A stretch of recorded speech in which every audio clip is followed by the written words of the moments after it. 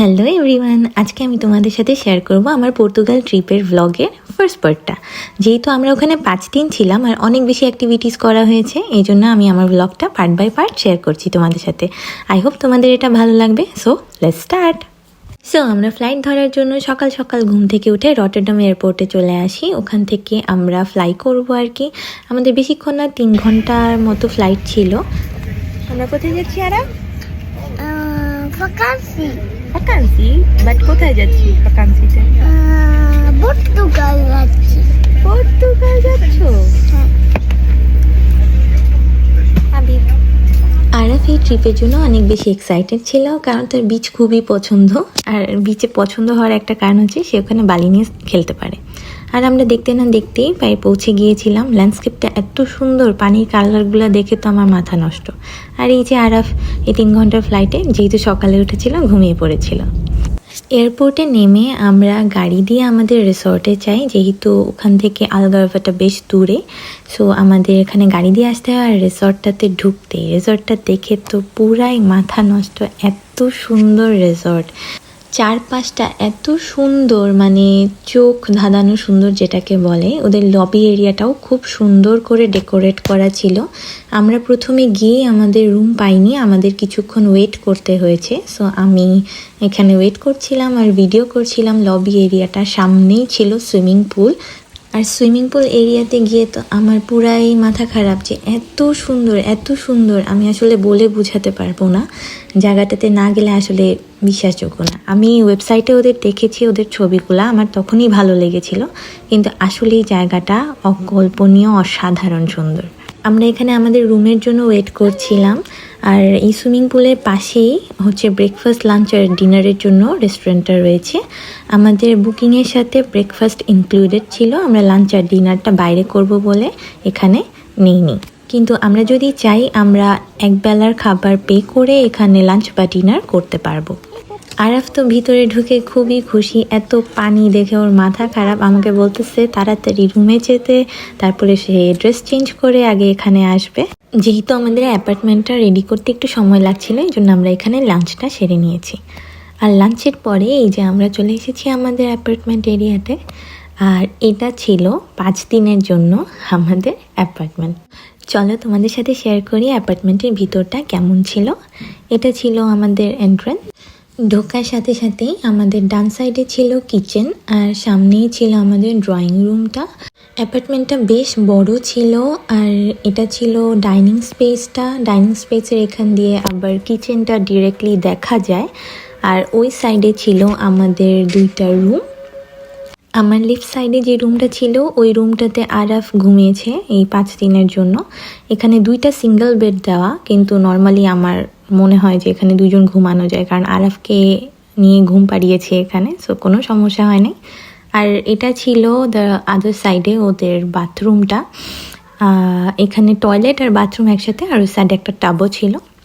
আর এইটা ছিল আমাদের রুম। আমাদের রুমটা খুবই অসাধারণ সুন্দর ছিল। রুমের থেকে ভিউটা দেখো, জাস্ট ওয়াও। এখানে ছিল একটা ব্যালকনি, টিভি ছিল, আলমারি ছিল, আর সাথে ছিল একটা বড় সড়ো ওয়াশরুম। আরাফ তো ঢুকেই গিয়ে আমাদের রুমে বেডের উপর উঠে নাচানাচি শুরু করে দিয়েছে। আর এই যে তোমাদেরকে ওয়াশরুমটা একটু দেখাই। এখানে ছিল ওয়াশরুম, এখানে শাওয়ার ক্যাবিন প্লাস টয়লেট আর বাথটাব একসাথে সব কিছু। আর সামনে ছিল এই জায়গাটা, বেসিন এরিয়াটা। অ্যাপার্টমেন্টটা বেশ পরিপাটি আর খুবই সুন্দর করে গোছানো। আর প্রায় দিনে 2 বার করে ক্লিনিংয়ের জন্য আসতো মানুষ। আমার সব থেকে বেশি যে জিনিসটা সুন্দর লেগেছে সেটা হচ্ছে এই রুমের ব্যালকনিটা। পর্তুগালের ওয়েদার তো এমনিতেই সুন্দর, আর আলগারভাতে গিয়ে এমন ওয়েদার পেয়ে আসলে আমাদের অনেক ভালো লাগছিল। বাইরে একদম ফকফকা রোদ, ক্লিয়ার আকাশ। নেদারল্যান্ডসে এরকম ওয়েদার নর্মালি আমরা সামার ছাড়া পাই না, তাও খুবই কম সময়ের জন্য এমন ওয়েদার পেয়ে থাকি। এই জন্য এইবার আমরা ভ্যাকেশনের জন্য পর্তুগালে যাবার জন্য ডিসাইড করেছিলাম। চলো এবার তোমাদেরকে কিচেনটা দেখিয়ে আনি। কিচেনে আমরা কি পেয়েছিলাম, কি ফ্যাসিলিটিস ছিল ওখানে।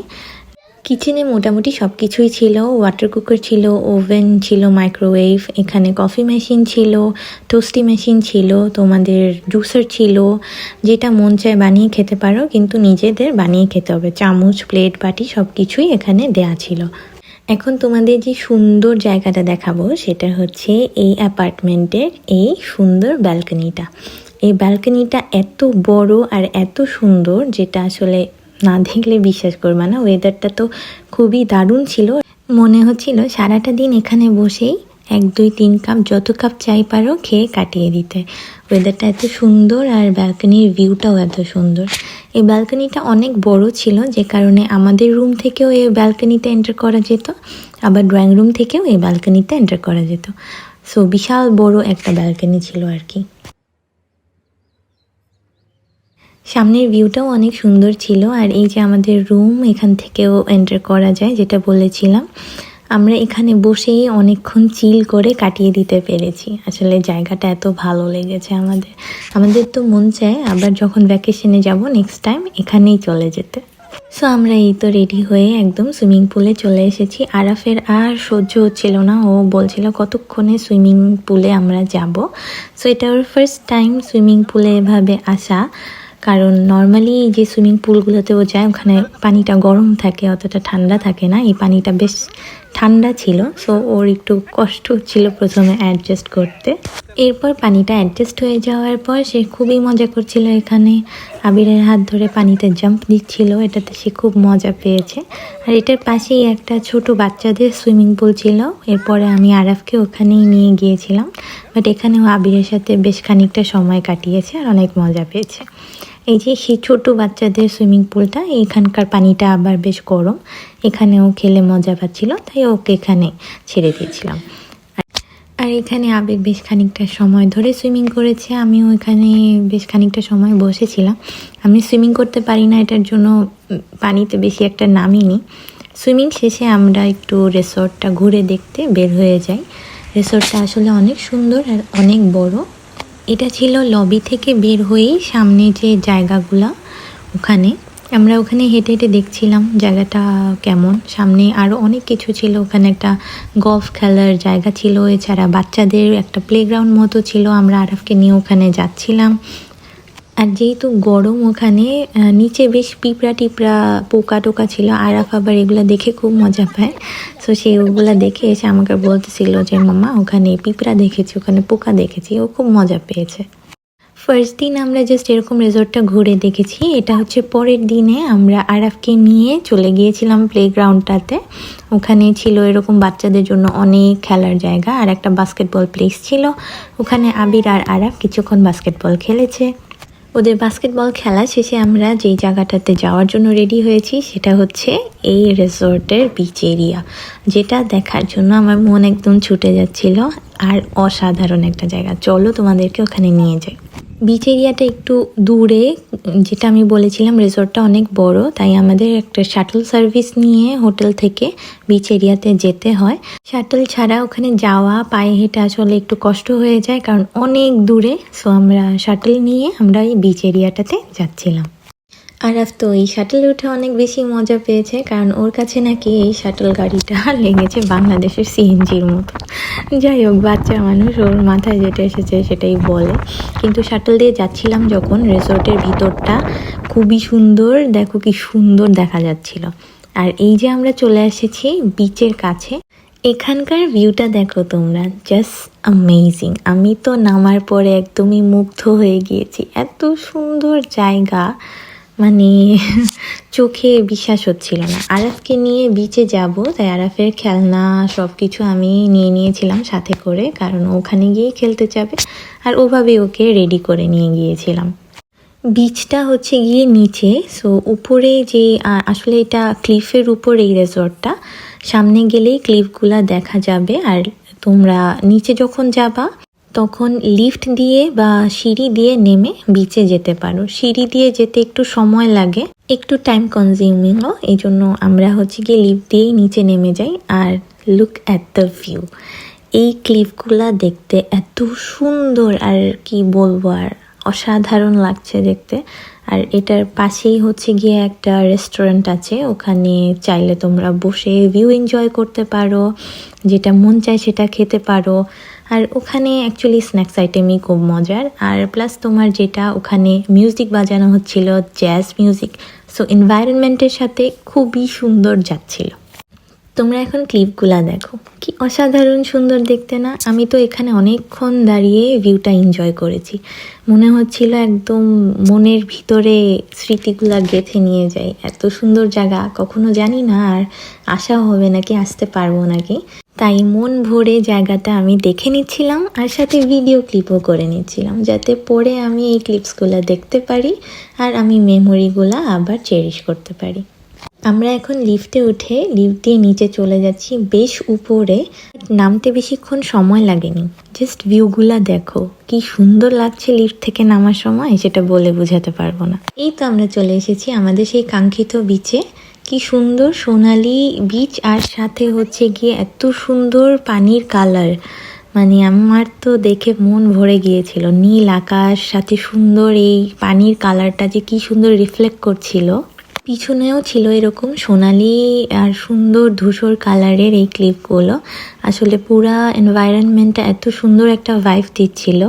আর আরাফ তো এখানে এসে বসে পড়েছে বালির ভিতরে, সে খেলার জন্য সব কিছু রেডি করে নিয়ে এসেছে।